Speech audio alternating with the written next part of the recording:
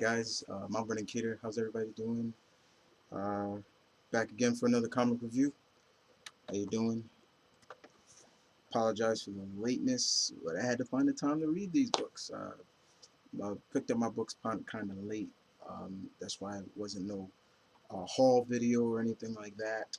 So pretty much, um, uh, if you see a book, this is to all my code mongers that I love. You see a book in there that you like, ask me and I'll send you the code. Uh, I even kept my reading glasses on. So yeah, you see I'm wearing my glasses. But let's get right into this.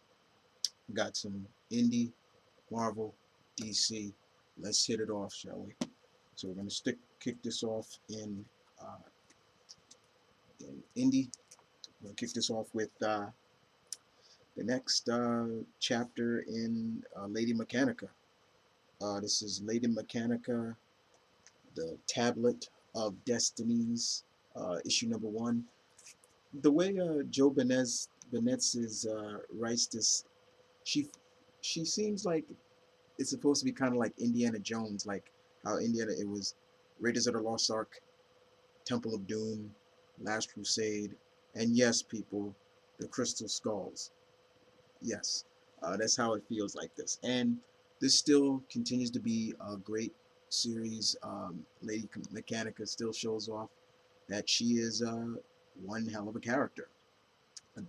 The story kind of goes is she was helping at the beginning. We see that there's a scientist out in Africa. He's looking for a lost city, and then it goes from there. He gets captured, and then it goes from Lady Mechanika on, I guess, a safari with a bunch of rich socialites that she could care less about.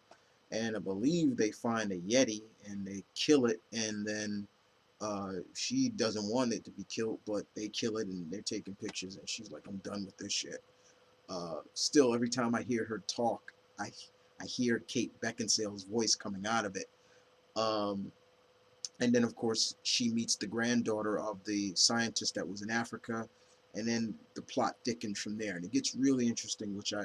This series has been really good. The artwork is beautiful, spot on. Um, the first issue in the next chapter of Lady Mechanika. Good stuff. Move on to Dynamite. We kick it off with Lady Rawhide and Lady Zorro, Shannon Denton, and Ray uh, Villegas does the artwork. This is issue number 2, and this continues to be good. Yeah, the cover, that's a nice cover. Ooh, cheeks. She's got it. She's got the. Never mind. But no, this was really good. There's still Lady Rawhide and Lady Zorro still on the trail of the slavers. It's find out that the church that they went to in the last issue, basically the sisters of the nuns of that church were kidnapped by a group of slavers that are going to use them as prostitutes and things like that. I'm reading this at first and I'm like, how the hell is that going to go? These women have taken a oath of celibacy. You're not gonna do it. They're not gonna become hookers and anything like that. And you know, but it was still good. These two ladies showcase. They made look, all, but don't let the good looks fool you. These chicks can back it up. Rawhide with her great shooting, and Lady Zorro, she don't play. She don't play when it comes to, unlike Zorro, who doesn't kill. She will kill. She will lob your head off. She doesn't. She plays for keeps. But I love the banter between them. It's kind of got this like sisterhood about it, but also like opposite sisters. Like they may be sisters, but they are totally different. And I love the line where Lady Rawhide even asks, "Do you even like men?" Like gives like that question of, "Are you gay, or do you like men, or do you like women?" And she's like, "I like men." And she's like, "Yeah, when you're not stabbing them." I was like, that was good. This was good though. This is really good. Legendary Red Sonja #3. Good cover, badass cover. Yeah, you see the pictures in the back. Yeah, right. Yeah. Oop, Harley and Deadpool. Good stuff. Let's move it on. Basically, guys, this continues to be a good series. Sonja is in the clutches of Victor Frankenstein, and he is explaining everything to her, and even just all his master plan, what he plans to do, everything. This issue was mainly for setting up what is the motive of the antagonist of this story, and it was really good. Sonja at times, she couldn't even believe. She's like, "How could you do that?" Like, just some of the stuff he was telling her, it was to the point he was even saying, "How? What?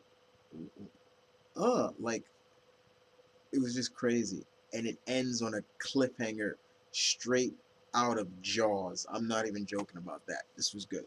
This was really good. Continue to be continue to be really good. All right. Who was it? Iron Fist? Yeah. Oh, yeah, Spidey, Iron Fist, and Shang-Chi. Good pitch. Next up, we move on to Image, and we got Greg Rucka. This is Lazarus #16. Um, this issue seems to end. This issue 16 seems to introduce a new player in the Lazarus world. Her name is what is her name again? Sister Barnett. Uh, Sister Bernard. She's a part of this sisterhood, but they're also physicians. Like, they help the people are that occupy the lands that the big families rule over. Like, they look out for the little people of this world. And Bernard is a little bit different. She wants to do more, but her superiors and the order are telling her, no, you're only supposed to do, it's God's will. You're supposed to do this. They are sisters. They are nuns, but they're also physicians. And then pretty much her world gets turned upside down when she goes to meet someone that is in need of her help, and that's where the plot even thickens even more. Not too much I want to spoil, but Greg Roca continues to shine with this series. uh, Lark's artwork is spot on for this, the drama and the tone of this book. Nothing more I need to say about it. Do yourselves a favor. I always keep saying I recommend Lazarus if you need. They do have trade, so you can pick it up in trade. But this is a good series. Roca just does a fantastic job. That's their baby, and they work it so well. I love it. And talk about another baby, still an Image. Ed Brubaker and Stephen Evans, Velvet #10. Yeah, she's out for blood or a knife in the back. Secret lives of dead men. Boy, you talk about good espionage, good spy drama, thriller. Ed Brubaker just shines with this series, and Velvet is knows now. The plot even thickens even more into this tangled world of spies. Who set her up? What? Now she's on the run from the law, and all these other great uh, pieces of the puzzle that are coming together, and she's trying to figure it out. Sometimes she even realizes she's playing catch up. Now, the funniest thing in here, once again, because it's been brought up again, it's been brought up before about her stealth suit. Uh, this time around, when she's getting chased by the authorities, they let loose the dogs, guard dogs, and the dogs come after her and bite her on her arm, and now she's got a stealth suit on now. And the logic of it is like, the stealth suit can do all this, but and it basically it makes her impregnable. She can't. But she even said, I can still feel the dog's teeth on my arm. I'm like, you just said it was impregnable. What the? And she had to put she put the dog to sleep, and she was pissed after that. She didn't want to hurt it. She was like, she even said it like he's just. She was like, bloody hell. He's only doing what he's trained to do. And when his masters came up, then she just fucked them up. She was like, you made me hurt this animal. Now I'm gonna hurt you. I was like, ooh, and she just it was over. But this the plot things, and then the ending. Ooh, good work, Mr. Brubaker. Spot on. Move on to Valiant. Once again, congratulations to Valiant. You're making a big step into the movies. Congratulations once again. Your first two movies are Harbinger and Bloodshot. Looking forward to Bloodshot, definitely. Uh, but there's one character I would love to see you guys bring to the big screen, and we're talking about Ninjak. This issue number 2, Matt Kinnett and Clay Mann does the artwork. Ninjak's mission is to infiltrate an this engineer group in Japan. His name is Cannon, and his company is a weaponizer. They sell weapons that are maybe not on the black market, or even furthermore to anybody on the highest bidder. And Ninjak's mission is to kill the head. However, he still has to deal with Cannon's right-hand woman. This woman named Dice, I believe that's her name, if I remember. Dice, yeah, I believe it's Dice. Her hair is so sharp, she can cut people with her hair, like just her hair, like. And he knows that he has to do this a little bit differently. So he's gone in as like a businessman that wants to work for the company, and he knows he has to get through the pieces till he's able to cut the head off of the snake. He has to do it more legally than more straight assassin style. Now you got to remember, he works for MI6. He's an MI6 operative, but when then we get a little bit more of his past, when he was his childhood as well.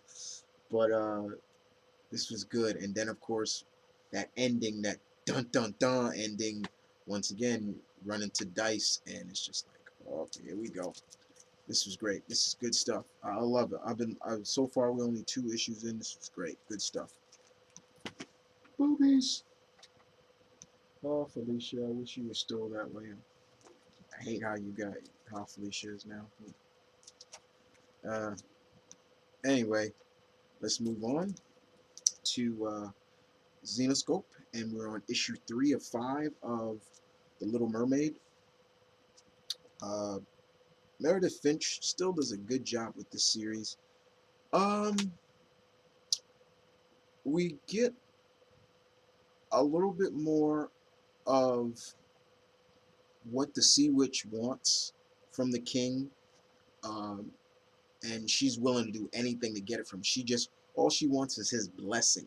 Now, blessing for what, we really don't know, but Erica, the mermaid, Little Mermaid here, she is captured by a psycho scientist who wants to do all these experiments on her.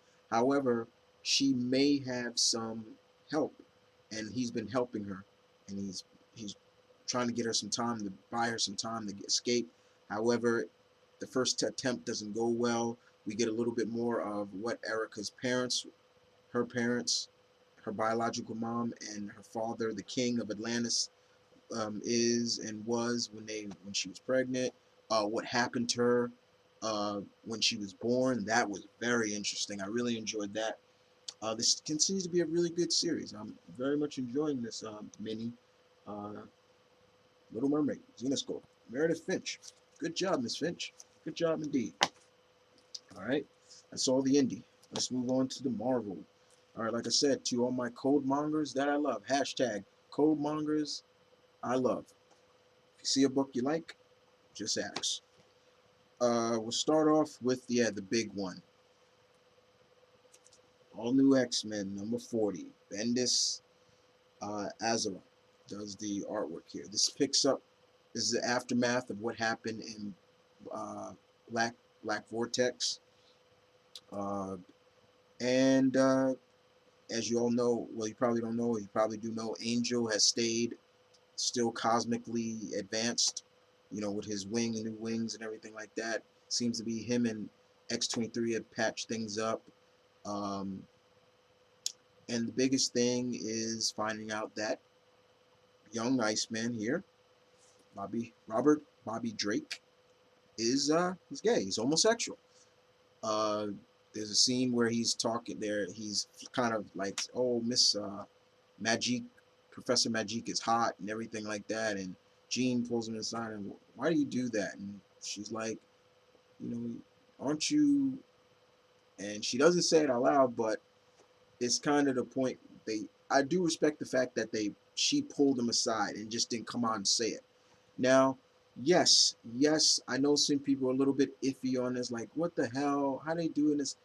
But if you do your X-Men history, as good as I know my X-Men history, especially when it comes to Iceman, there have been issues in the past, the 90s, the 80s,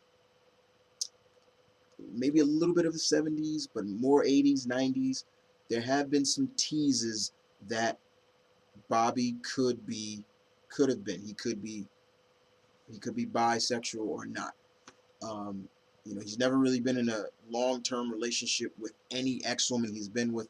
You name it, Polaris, uh, even Mystique. That was stupid, but yeah.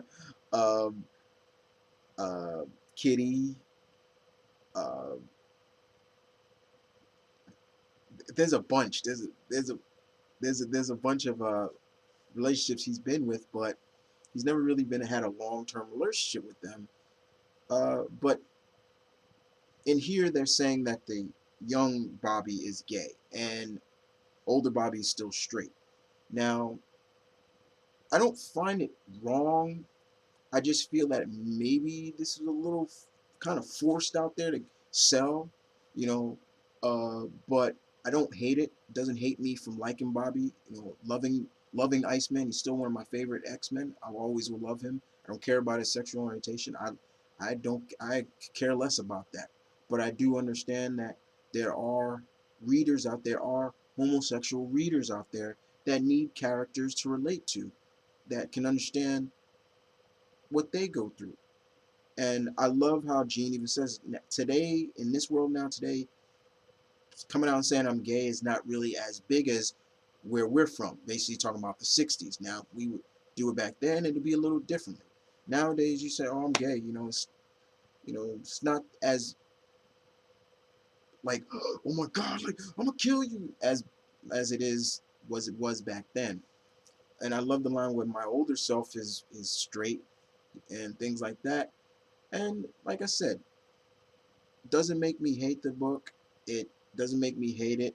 Um, the more interesting thing is the ending of what's going on at the ruins of Utopia, and it's really interesting to see some characters kind of like protecting or occupying Utopia. Not gonna ruin the former X. Some of them are former X-Men. I was shocked to see some of them there, but yeah. But it was good, very much good. I enjoyed this for what it was. I do think, this was a little forced, but I didn't hate it. Okay, all new X-Men number 40. Let's move on to Amazing Spider-Man 717.1. Jerry Conway still doing this writing for Spiral number 2. Yo, Marvel, why don't you just get Jerry Conway back on Amazing Spider-Man? Because personally to me, he hasn't missed a step writing Peter. This gets even more and more, not as much Spidey action here. What we got was great. We're seeing more of the other crime bosses that are trying to get more uh, kind of power. Hammerhead, of course, the new Goblin King, um, and Yuri Wrath, you know, who aka Wrath, she's just clearly starting to become. She's really going down that route of the Punisher in a sense, basically of, you know, the, you know, screw the laws, you know, screw the system. The system don't work. Spidey's trying to do his best to keep her on that kind of that line of like, okay, we help put the bad guys away, but we don't cross that line, you know. And Spidey knows that someone else is kind of, you know, all this is building up to someone else. Someone's playing chess.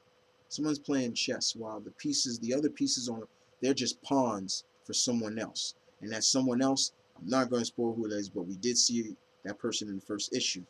I love the scene with Hammerhead and Spider-Man. That was funny as hell. I loved it. You know, Spidey joking on Hammerhead because he's still using a Tommy gun, a Tommy gun. He's like Hammerhead, a Tommy gun? It's the 21st century, dude. Get in it now. Where's your? He says take some advice from Frank Castle. It was like, I thought that was funny, but this was good. I enjoyed this run. Jerry Conway, great job. Could have been better, but it was good. It just shows you Jerry Conway has not lost a step with Spider-Man. We move on to, this was Amazing X-Men number 19. Chris Yost does a good job with this series. I love that cover. Reminds me a little bit of Ryu and Sagat. You know, usually they have, you know, Sagat towering over Ryu and he's just looking up. But this was good. So we find out you know, now we got a real Juggernaut. And it's back to the original. It's come full circle, back to Kane Markle. And what does he want? He wants to kill Cyclops. Everything now is reversed because of what happened to his brother. It truly shows that Kane did care about his brother, his stepbrother. He did care, and he does blame a lot of people, and you know, and Colossus. And the thing about it is now he's even more stronger and nearly more powerful, and just he's nearly unstoppable. Everything about Juggernaut has been amped up. Sidorak has amped up Kane now to a limit that to a point, and I'm spoiling right here, that even now the X-Men are fighting him. There's even a point where Pixie tries to get the helmet off, and he literally just says, you know what, okay. Literally pops the helmet off himself. Kane looks totally different underneath the helmet. And then Nightcrawler says, Rachel, hit him. She tries to, you know, usually it's always you take, his mind is weak. No longer a weakness now. So it becomes a fight between Colossus and Juggernaut. And Juggernaut, let's just say Colossus even says it, even in his steel skin, Juggernaut hit him so hard, he went flying, and he even says, I think I broke 3 ribs. He's like, he's stronger. I've never been able to really beat him. But, however, Peter starts to stop thinking as just which he shouldn't, because that's not what Peter's always been about. He stops thinking as just the brawn, the muscle of the X-Men. He starts to use this, which I enjoy. And that's how he's able to stop Juggernaut. I'm not going to spoil how, but he uses this instead of brawn. And of course, once again, he's like, yeah, I stopped him. Now I can die. And I'm like, Peter, what are you? I was like, why do you have to always play the martyr, Peter? And then I love how Yo said, he literally said, wait, rewind that. He says, what am I doing? He grabs it like he's about to fall. He grabs it, and he's just like, yeah, I'm not going to die today. I thought that was great. And everything seemed to be patched up with him and Storm. It's good stuff. But is Juggernaut gone for good? No, he's not. This was good. I very much enjoyed this. All right, let's move on to Black Widow, number 17, Edmondson. Oh my God. The leader of Chaos, this group, as we saw in the last issue. First of all, the cover is really bright because Widow is in all white. But Chaos wants to have Widow join their group, a secret organization. They're probably even more secreted than Hydra. And their leader is, I guess, a prophet. He's called the prophet, and he can show you like your future. And he showed Natasha a future where she's happy, and I'm talking literally happy and smiling, and she is married, or someone I think married, or just in a relationship with one of her old flames. Not Hawkeye, not Bucky. Get this, Matthew Murdock. Yes, I think people forget that her and Matthew Daredevil used to date. Yeah, she's there in a sailboat together, happy, and she's like, and all the stuff that the prophet is telling Natasha, you join us, we can do this, we can do that, and Natasha is not buying any of this shit. She's like, you think you're Jesus, you're not. You want this, you want that, but almost like, fuck you, like. And this was good. It just shows you that Natasha's not all about that kind of peace, putting it on people, making it your own in your image. That's basically what the leader of Chaos is basically doing. And Natasha ain't gonna have it. She's gonna do whatever she can to stop Chaos. And this is good stuff. The storytelling here is just so driven. You love just seeing how Edmondson writes Natasha. He writes her very strong, very strong-willed, very much with heart, and not just the cold Natasha that I've seen in the past with other writers. This was good. All right. Black Vortex, Omega, the last part. Basically, this was good. We get to see Kitty shines in this, definitely. Kitty definitely shines because she was altered cosmically by the Black Vortex, mirror, and I loved it. I thought that was really cool to see what she does and what she does with Spartax, helping the people before the Brood impregnated them with their eggs. Yeah, that shit was crazy. And but it was cool. That was fine. That was good to see. The ending was good too. Spoiler alert. Yes, Kitty and Peter Quill, aka Star-Lord, are engaged. He proposed her, and she said yeah. Now Kitty is still cosmically enhanced. She didn't. Only some of the people that were affected by the Black Vortex went back to normal. Beast, Scott, Groot, Iceman, people like that. But others, like I said before, Gamora still cosmically enhanced. Angel and Kitty, she's still cosmically enhanced. But yeah, Kitty is now engaged. I'm happy for her. It's always good to see Catherine happy. Yes, people say this seems forced, but if you haven't been reading Star-Lord, it's been playing up, and even before that, it's been being built up since the first time the X-Men and the Guardians have teamed up, and it continued from there. Now Kitty has her longest relationship, yes, has been with Colossus, and that will always be a part of me, and that'll always have a special place in my heart. I'll always remember Piotr Rasputin, Piotr Nikolovich Rasputin, and Catherine Pride as a couple. I'll always remember it. But she seems to be very much in love with Star-Lord, and he loves her, and they're engaged. So let's see where this goes, But I know people are like, oh, it's Marvel, They don't like to keep people together. Look at all the other past marriages. I mean, so far, who are the only Marvel characters that are still married? Jessica Jones and Luke Cage, Sue and Reed, I believe. I stopped reading Fantastic Four, but I think there's still a couple.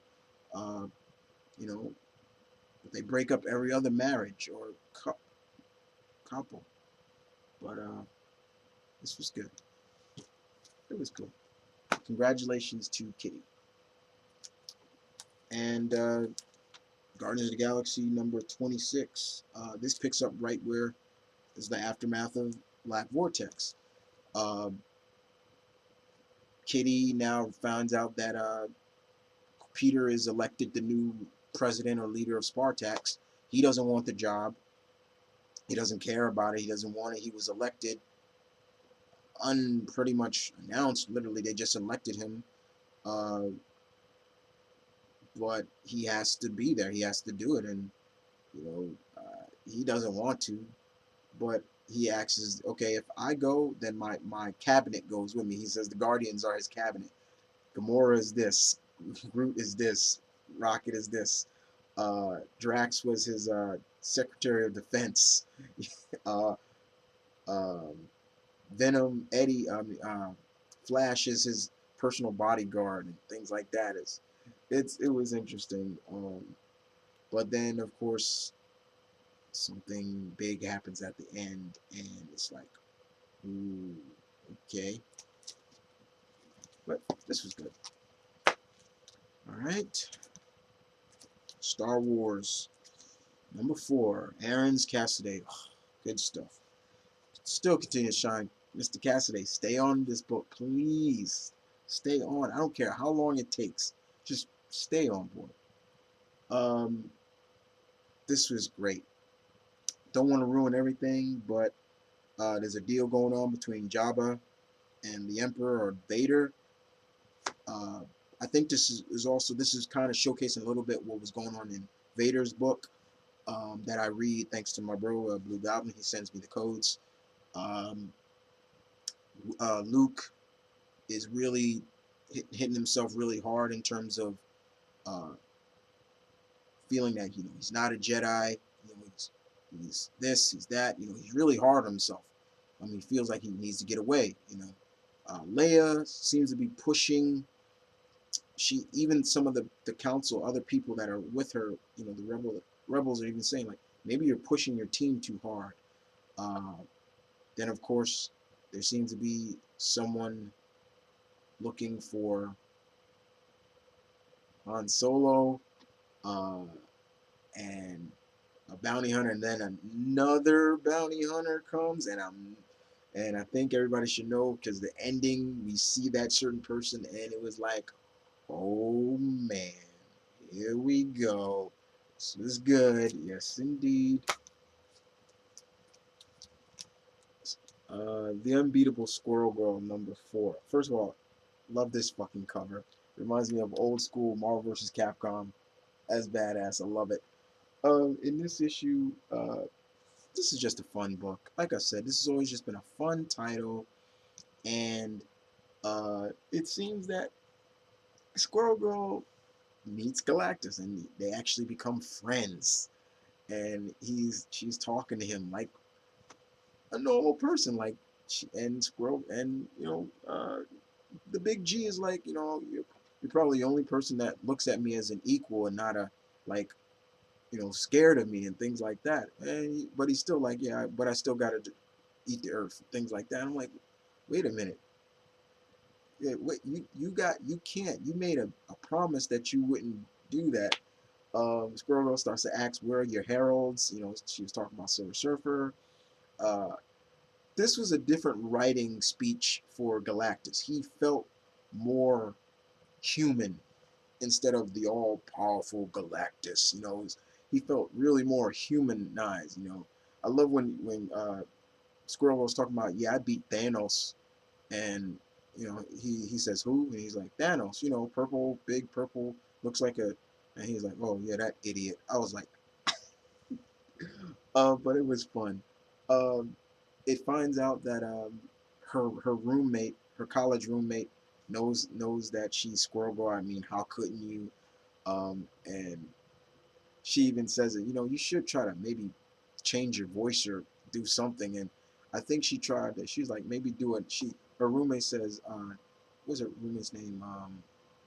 Nancy, Shelly, Nancy. I believe it's Nancy or Stacy. One of them.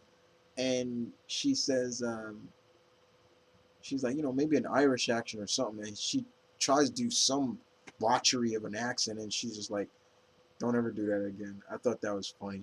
Uh, but it's cool. And she's like, your secret's safe with me. But it's cool. This was fun. This is just, like I said, with this book, guys, you can't really take too seriously. Just read it, laugh, chuckle, read the small print at the bottom. That shit been having me laughing. Um, like I said, I guess this is Marvel's answer to um, Harley Quinn. But I've always liked Doreen Green, aka Squirrel Girl. I thought she was a very underrated character. I loved her when she was with the New Avengers as Luke and Jessica's nanny for little Danielle. Um, I really hope North brings that up too. Like, yeah, I used to be the Cage's nanny, but this was fun. Move on to DC. All right, got 4 DC for you. Let's start it off with Batman Arkham Knight #3. Like I said, this is a mini series written by Peter Tomasi, and it's a prequel. It's an official prequel to Arkham Arkham Knight. You know, the final uh, Arkham game. In this, basically, cool thing we get to see Robin. Tim, he's in this. Bruce is trying to help Gotham. He's with Lucius Fox, and he's talking about, we're gonna do this and help rebuild, rejuvenize, re-youth Gotham City. After everything that's gone down in Gotham, Arkham City, everything, and we get a little bit of a glimpse of the Arkham Knight, and fuck, that guy don't play. And the other thing of also is the still the we get more we get a little bit of a story going on, what's going on with Bane. That was interesting, as well as Penguin looking for Scarecrow, and does he find him? Does his men find Scarecrow? Yes, but yeah, this is good. There's a partnership between Harley and the Penguin. Um, Harley-Gin, that's what they call themselves. Yeah, sick. But it was good. Next up, Convergence #3 of 8. Um, we get this issue kind of gives us more of a glimpse that Telos maybe is a pawn in this too. He may be not the big bad or the head honcho that the heroes think he is. Yes, we do get to see Flamebird and the Kryptonian, the Kandorian Flamebird and Nightwing in this issue. Kandor is shown in this, uh, but that's pretty much more of the story going, and who the new ally is that they ran into in the last issue. Not going to ruin that, but there is a death in this. Not going to ruin who dies, but wow, yes, wow. I didn't see that coming, but wow, yeah. I know some people have been telling me. I've been talking to people on Facebook and Twitter, and they've been telling me they're not really liking the main story of Convergence so far because it's just dealing with Earth 2, the Earth 2 heroes. I can understand where some people are coming from with that, because we haven't really seen any more interacting with like the other heroes that we're seeing in the tie-ins, you know. So yeah. All right. And speaking of tie-ins, I got 2 Convergence tie-ins, and we're gonna start off with Convergence The Flash. Abinet writes this, and Delecho, Delecho, Delacho. I hope I'm probably butchered the name. I apologize, sir. Um, I enjoyed this. This is pre-crisis Flash, so we're talking about Barry Allen, um, and he's been in the dome for a year. He doesn't have his powers, so he's kind of feeling out of place. We're seeing a trend with that. It's like all the Flashes, when they lose their abilities, they're really feeling out of trend with everybody. They got to do this, but once again, we hear those words. Choose a champion, blah blah blah blah. But then once again, and I have to keep bringing this up. Why is everybody? It seems to be everything is centered on a Gotham. What is so special about Gotham City that has all these heroes in it that pretty much shouldn't be there, besides somebody from the Bat family or some less? Now, in this issue, we do see Barry does talk to Bruce. I believe that was Bruce Wayne he was talking to. He said Bruce, um, but then he does get his powers back, especially at the end when the dome comes down and he runs into a different version of a character. I believe a tangent version of a character. I'm not going to ruin who it is, but this was good. I enjoyed this very much. I'll get the. I hope to read the next part. But yeah, this was good. This was good. Abnett did a good job with this. The Flash, Convergence Flash number 1 of 2. And we end this review, guys, with Convergence New Teen Titans 1 of 2. Wolfman and Nicola Scott does the artwork. Beautiful artwork. Scott, Marv Wolfman. Thank you, sir. This is the Titans that I grew up with. This is what I grew up with, guys. This was the Titans. And then, of course, yeah, later. And then, of course, I went back and read the first, run of the Titans. But this Marv Wolfman, Perez Titans, which is what I grew up with. This is what I grew up with. This is what I fell in love with. And it just felt like old times. It felt like old times. However, in this, Dick and Corey are married. Donna is really, she's from her husband. Uh, Something bad's happening with Victor. He's losing his energy. His power source is dying out. Jericho and Cole. Cole likes Jericho, Joey, um, and she doesn't know if she likes him because he's mute. And she even goes to Donna and he's like, "Yo, does he like women?" And he's just like, you know. But there's a kind of an animosity between. There's like some friction even with the couple, with Dick and Corey. Corey's like really angry, and he's like, "You killed those people. You almost killed them." And she's like, "You gotta like me for who I am." But I love the scene between Donna and Dick, because Donna and Dick have known each other since. I love it when she said, "Dick, we've known each other since we were 12 years old." And when he's like, "Look, I don't have time to talk." I love, because that's Donna right there. Donna will put her foot down and be like, "No, we're gonna talk. You don't get off that easy. Talk to me." And I love that. I thought that was Wolfman hasn't missed a beat with that. And then of course they meet. Kind of then you hear once again those famous words: "Choose a champion." Blah blah blah blah. And of course then the team comes face to face with supposedly their opponents. A tangent version of the Doom Patrol. And I'm going to end it right there. But the plot thickens. This is really good. Wolfman, you did a good job with this, sir. Just like old times. Tip my head to you, sir. Spot on. I loved it. Thank you.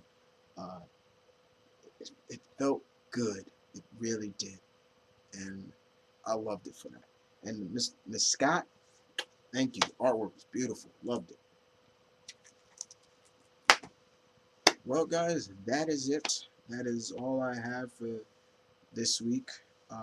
Thank you for watching, and I hope you enjoyed. Tell me what you thought. Give your opinion. Of course, as always, don't forget to follow me. Follow me here, Facebook, Twitter, Tumblr. Don't forget to subscribe. Subscribe to my mentor, my bro, Blue Goblin, Mr. J, Comic Uno, Comic Frontline, uh, Mike Spider Slayer, uh, the Board and Bad Boy. Just follow, just follow us, guys. You won't be disappointed.